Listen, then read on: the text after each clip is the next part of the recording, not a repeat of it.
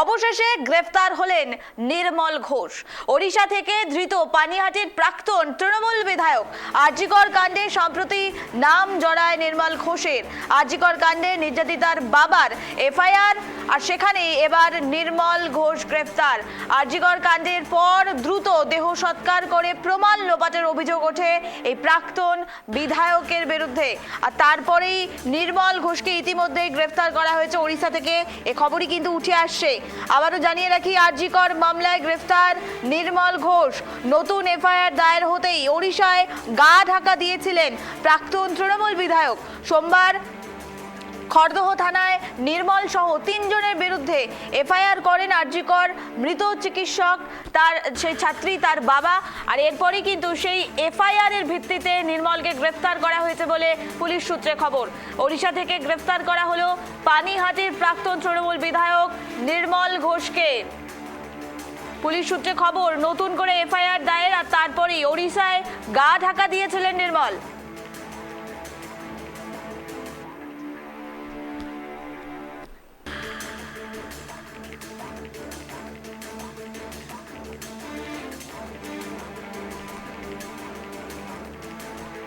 আমরা এই মুহূর্তে কথা বলবো, আমাদের সঙ্গে টেলিফোন লাইনে রয়েছে অনিকেত মাহাতো। আরজিকর কাণ্ডের পর কিন্তু সেই চিকিৎসক তারা এই আন্দোলনে নেমেছিলেন। অনিকেত বাবু, আপনাকে স্বাগত। আমি নিবেদিতা। অত্যন্ত গুরুত্বপূর্ণ খবরের দিকে নজর রাখছি।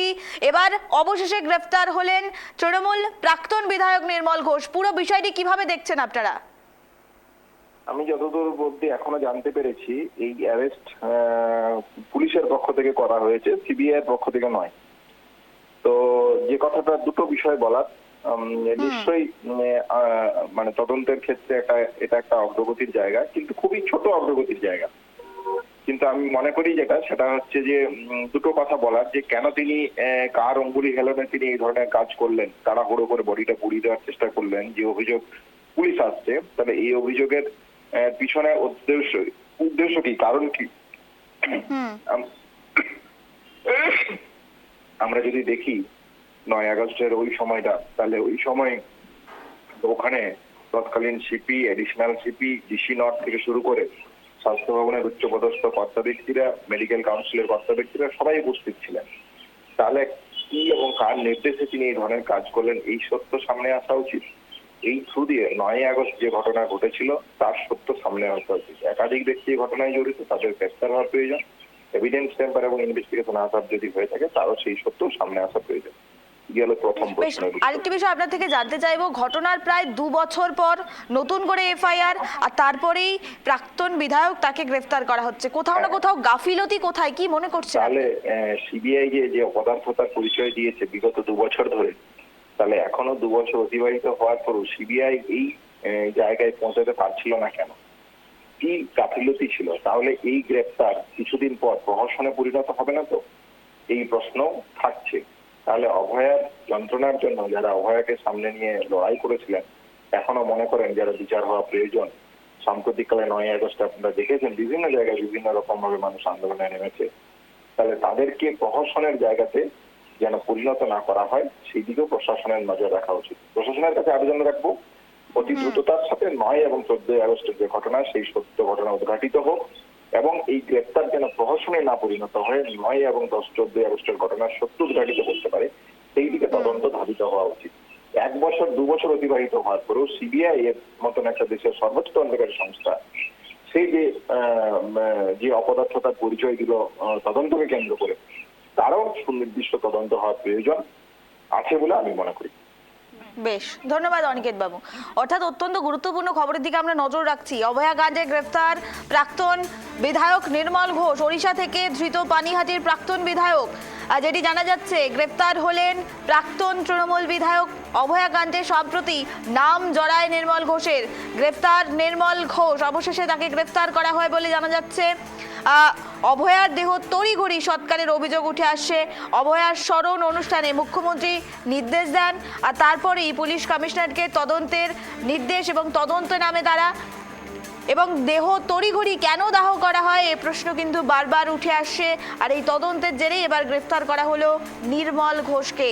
আরজিকর মামলায় গ্রেফতার নির্মল ঘোষ। নতুন করে এফআইআর দায়ের হতেই ওড়িশায় গা ঢাকা দিয়েছিলেন এই প্রাক্তন তৃণমূল বিধায়ক। সোমবার খড়দহ থানায় নির্মল সহ আরও 3 জনের বিরুদ্ধে এফআইআর করেছেন আরজি কর মৃত চিকিৎসক ছাত্রীর বাবা। আর সেই এফআইআর এর ভিত্তিতেই নির্মলকে গ্রেফতার করা হয়েছে বলে পুলিশ সূত্রে খবর। ওড়িশা থেকে গ্রেফতার করা হয় পানিহাটির প্রাক্তন তৃণমূল বিধায়ক নির্মল ঘোষকে। পুলিশ সূত্রে আরও জানা যাচ্ছে, নতুন করে এফআইআর, আর সেই এফআইআর এর পরেই পড়শি রাজ্য ওড়িশায় গা ঢাকা দিয়েছিলেন নির্মল। পুলিশের নজর এড়াতেই নতুন সিম কার্ড ব্যবহার করেছিলেন বলেও জানা যাচ্ছে। আমরা কথা বলবো, আমাদের সঙ্গে টেলিফোন লাইনে রয়েছে প্রাক্তন পুলিশ কর্তা নজরুল ইসলাম। নজরুল বাবু, আপনাকে স্বাগত। আমি নিবেদিতা। গ্রেফতার হলেন এবার নির্মল ঘোষ, অবশেষে তাকে গ্রেফতার করা হয়, কিভাবে দেখছেন পুরো বিষয়টি? নির্মল ঘোষরা যা করেছে অনেক আগে তাদের গ্রেফতার হওয়া দরকার ছিল, এতদিন হয়নি, এবার হয়েছে, ভালো হয়েছে। তবে শুধু তো নির্মল ঘোষ একা ছিলেন না, যার সন্দীপ ছিলেন, তারাও গ্রেফতার এখনো কেন করা হয়নি তখন তদন্ত কাজে বলে। নজরুলবাবু, আরেকটি বিষয় জানতে চাইবো, নির্মল ঘোষের বিরুদ্ধে যে অভিযোগ উঠে আসছিল তড়িঘড়ি অভয়ার দেহ সৎকারে তিনি যুক্ত এবং তড়িঘড়ি যাতে ফটাফট যাতে দাহ করা হয় সেই বিষয়টি তিনি নজর দিয়েছিলেন। কি মনে হচ্ছে এতদিন পরে এই ঘটনার ফের একবার তদন্ত এবং তার নাম উঠে আসছে, কতটা জড়িত তিনি এই মৃতদেহ লোপাটে বা তদন্ত লোপাটের ক্ষেত্রে? এই ব্যাপারে তো কোনো সন্দেহ নেই। প্রথমত তো ডেড বডিটাকে তাদের মা বাপের অনুমতি ছাড়াই মা বাবারা থানায় আছে, নিয়ে চলে যাওয়া হলো। তারপরে শ্মশানে যখন ডেড বডি পৌঁছেছে তার আগে ওখানে সৎকারের জন্য একাধিক মৃতদেহ ছিল। তো সে মৃতদেহ গুলোকে ফেলে রেখে পরে মৃতদেহটা দিয়েছে তাকে চুল্লিতে তুলে দেওয়া। এটা তো প্রমাণ করছে যে কিছু প্রমাণ লোপাট তারা করতে চেয়েছিলেন। তো স্বাভাবিকভাবে অপরাধ করলে তো তাদের ধরা হবে বলল। কিন্তু নজরুলবাবু, এতদিন কেন সময় লাগলো? প্রায় 2 বছর পেরিয়ে গেছে। দেখুন, এই যে কাজটা করার পর একজন আরেকজনের পিছিয়ে বলেছিলেন ওল্ডার নাই বয়, তো তখন যে সরকার ছিল তারা তো এই যে ধর্ষণ এবং খুনের মামলা সেটাকে চাপা দিতে চাইছিলেন। ফলে তারা যে কাজ করেছিলেন তার জন্য তাদেরকে পুরস্কারও দেওয়া হয়েছিল। আমি যে 3 জনের নাম বলছি তাদের মধ্যে একজনকে স্থানীয় মিউনিসিপ্যালিটির চেয়ারম্যানও করে দেওয়া হয়েছিল। তো তখন তো তাদেরকে পুরস্কার দেওয়া হয়েছিল, অথচ তাদের পুরস্কারের কোনো সুযোগ ছিল না। এখন তাদের বিরুদ্ধে ব্যবস্থা নেওয়া হবে বলে মনে করছি। বেশ, নজরুলবাবু, আরেকটি বিষয় জানতে চাইবো, তদন্তের গতি ধীরে ধীরে কিন্তু বাড়তে শুরু করেছে, কি মনে হচ্ছে আদতে কি বিচার পাবে অবহেলা?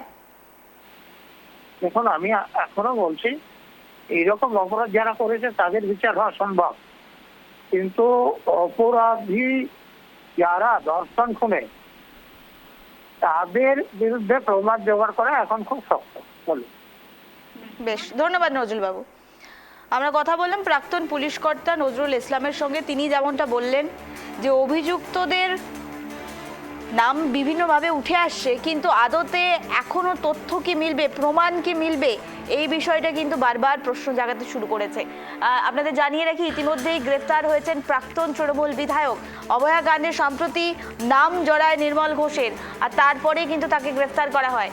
আরজি কর মামলায় গ্রেফতার হলেন এবার নির্মল ঘোষ। যেটি অভিযোগ উঠে আসছে, তিনি ওড়িশায় গা ঢাকা দিয়েছিলেন, আর সেখানেই পুলিশের নজরে আসে সিম কার্ড ব্যবহার করেছিলেন তিনি, নতুন সিম কার্ড। আর সেই সিম কার্ডকে ট্র্যাক করেই কিন্তু এবার নির্মল ঘোষকে ধরা হলো, গ্রেফতার করা হলো।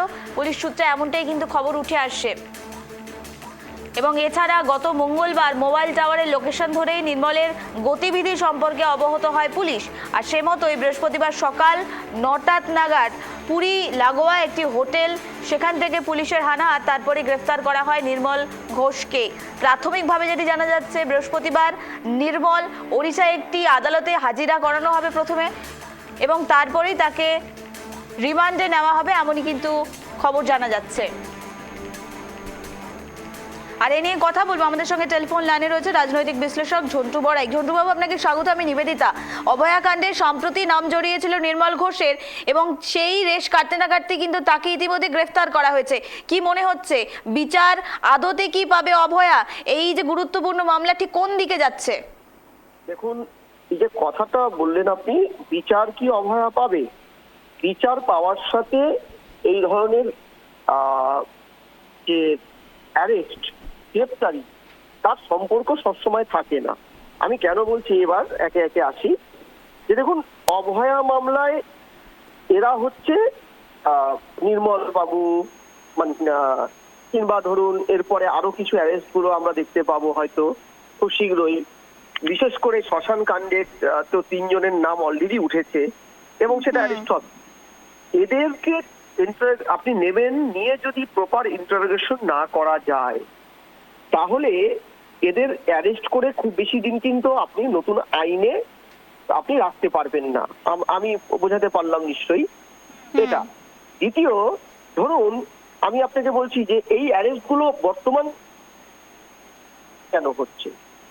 সিবিআই তদন্তটা তো কেন্দ্রের নিয়ন্ত্রণে চলেছে, হাইকোর্টের অবজারভেশনে।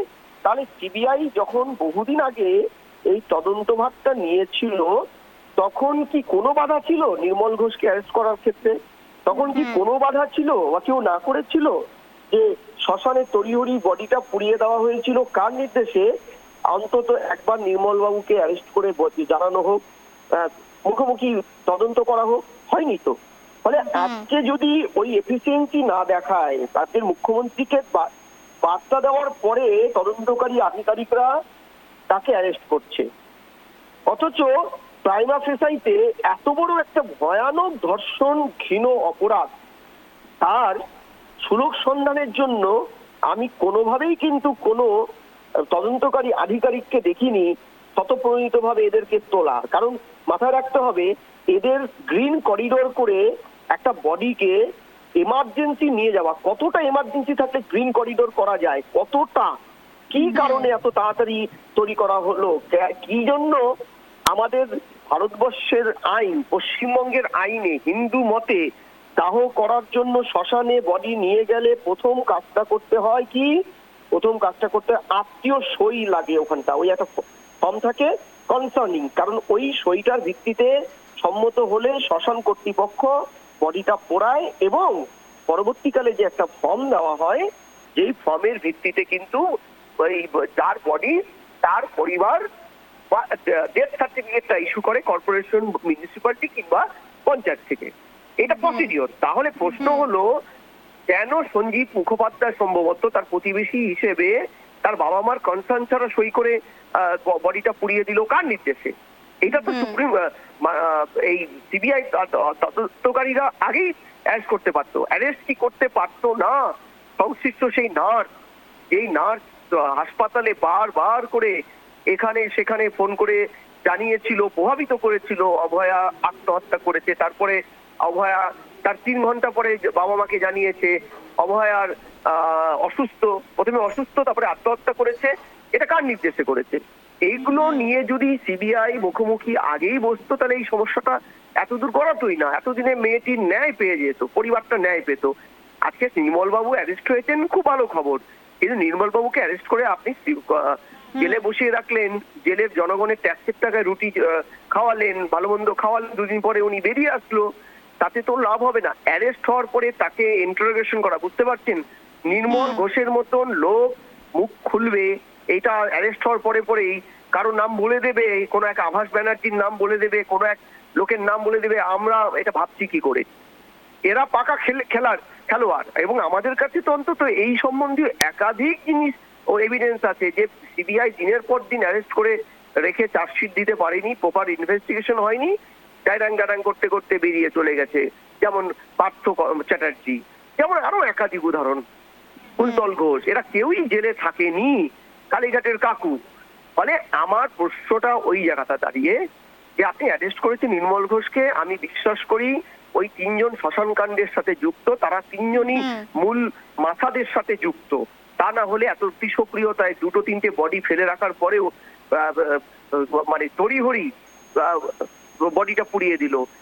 এবং প্রথম দিকে যদি ধরেন পিএম পোস্টমর্টম, যেটা পশ্চিমবঙ্গ সরকার এবং ভারত সরকারের পরপর নির্দেশিকাকে অমান্য করে সন্ধ্যা 3টের পরে একজন রেপ ভিকটিমের আপনি পোস্টমর্টম করলেন, সেটা যেমন করা যায় না, সেটা কার নির্দেশে হলো সেটাও কিন্তু আমরা সিবিআই এর মাধ্যমে জানতে পারিনি।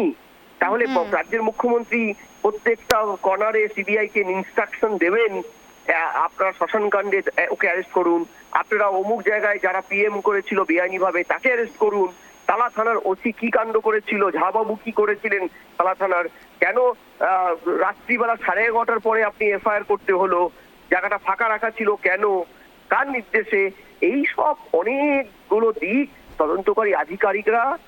আপনি আজকে নির্মল বাবু অ্যারেস্ট হলেন, নির্মল ঘোষ, আপনি টিভিতে প্রোগ্রাম করলেন, কালকে অমুক জনকে অ্যারেস্ট করা হবে, তখন নির্মল বাবু ঘোষ দেখলেন বেরিয়ে গেল। এটা এইভাবে হবে না। 2 বছর হয়ে গেছে, আমাদের ঘরের মেয়েটি নৃশংসভাবে হত্যা হয়েছে, খুন হয়েছে। আপনারা এবার সিরিয়াস হন, অতি দ্রুত 1 মাসের মধ্যে প্রয়োজন হলে স্পেশাল কোর্টের দ্বারস্থ হয়ে আপনারা এটাকে দ্রুত সমাধান করুন। চারিদিকে ছড়িয়ে ছিটিয়ে থাকা এই সমস্ত সাক্ষী প্রমাণগুলো কিন্তু বেশি দিন আপনার কাছে থাকবে না।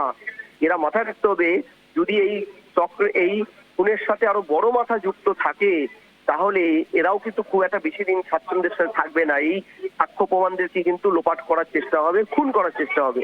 ফলে দ্রুত এটা নিয়ে ব্যবস্থা আমার মনে হয় জরুরি। ঝন্টুবাবু, জানতে চাইবো, প্রাক্তন অধ্যক্ষ আরজিকর হাসপাতালের সন্দীপ ঘোষ তিনি জামিনে আছেন এবং ইতিমধ্যে এখন নাম জড়ালো নির্মল ঘোষের। একের পর এক নামগুলো সামনে উঠে আসছে, কিন্তু আমরা শুধুমাত্র সঞ্জয় রায়ের নামই জানি যে যিনি এই অপরাধের সঙ্গে যুক্ত, যার নাম বারবার আসছে, কিন্তু বাকিরাও তো রয়েছেন যারা একের পর এক তথ্য প্রমাণ লোপাট, একের পর এক ঘটনার সঙ্গে যুক্ত, কিন্তু সিবিআই তদন্তে ঠিক কারো নাম কিন্তু আসেনি। সবাইকে সরিয়ে শুধুমাত্র সঞ্জয়ের ওপরে ফোকাস করা হয়েছে। কি মনে হচ্ছে, ঘটনার মোড় কি ঘোরাতেই বা অন্যান্যদের বাঁচাতেই কি শুধুমাত্র সঞ্জয়কে হিন্দি কথা যেটা বলে বালিকা বাকরা, এই বিষয়টি কি উঠে আসছে? না না, এই বিষয় এখন উঠবে কেন? তখনই উঠেছে। সঞ্জয় রায় পরিষ্কার বলেছে প্রেসের সামনে, তাকে যখন লকআপে নিয়ে যাওয়া হলো যাবজ্জীবন কারাদণ্ডের ইয়ে করে, তিনি তো পরিষ্কার বলেছেন যে আমাকে উপর থেকে, এবং বিনীত গোয়েলের নাম তিনি বলেছেন। এটা স্ক্রিপ্টগোট করা, এটা তো আমরা মোটামুটি বুঝে ফেলেছি যে বড় মাথাকে বাঁচাতে এটা করা হয়েছে। কিন্তু প্রশ্নটা হলো, তারপরে তো গঙ্গা যমুনা তিস্তা তোষা দিয়ে প্রচুর জল বয়ে গেছে, সিবিআই তারপরে করলোটা কি? সঞ্জয় রায়কে যখন করা হলো, তাকে শিবা পাহুজাকে তো সিবিআই তো সঞ্জয় রায়কে রাজ্য পুলিশের তদন্তে যে সঞ্জয় রায় অন্যতম অভিযুক্ত ছিল, পরবর্তীকালে সেটাই তো সিলমোহর দিয়েছিল সিবিআইও। সিবিআই কে তো বলেছিল আপনি ওপেন করুন এই সমস্ত কিছু। এমনকি এর সাথে যুক্ত সেই নার্স, আমি যার নাম বললাম, এমনকি সেই অ্যাসিস্ট্যান্ট রেজিস্ট্রার নাম করে হাসপাতাল থেকে যিনি ফোন করেছিলেন, তিনি তার নির্দেশে খেয়েছে। এমনকি সেদিন রাতে মেয়েটি কার সাথে খেয়েছিল অভয়া বসে, তাদেরও পর্যন্ত সিবিআই আধিকারিকরা ইন্টারোগেশন করেনি। আমি পাশাপাশি এগুলোকে নিয়ে আর সময় কিন্তু খুব একটা নেই। দ্রুত এদেরকে যদি বৃত্তটা সম্পূর্ণ করার জন্য আরো কিছুকে অ্যারেস্ট করে নিয়ে পাশাপাশি বসে এই তথ্যগুলোকে না করা যায়, তাহলে আরো 2 বছর পরেই হয়তো এই প্ল্যাটফর্মে বসে আমরা দেখবো সন্দীপ ঘোষের মতন নির্মল ঘোষও জামিনে মুক্ত হয়ে ঘরে বসে আছে, আর অন্য কাউকে আপনি অ্যারেস্ট করে বলছেন এবার হয়তো ন্যায় পাবে। এইভাবে হবে না। যা হবে, তদন্তকারী আধিকারিকরা যথেষ্ট এলিজেবল, তারা দ্রুততার সাথে এটা করবে আমি আশা করছি। আর মানুষ কিন্তু এটা দেখতে চাইছে না কে বালিকা বাখরা, কে কিচ্ছু না। মানুষ দেখতে চাইছে আলটিমেট রেজাল্টটা কি। বেশ, ধন্যবাদ ঝন্টুবাবু আমাদের সঙ্গে থাকার জন্য। যে খবরের দিকে নজর রাখছিলাম, গ্রেফতার প্রাক্তন তৃণমূল বিধায়ক নির্মল ঘোষ।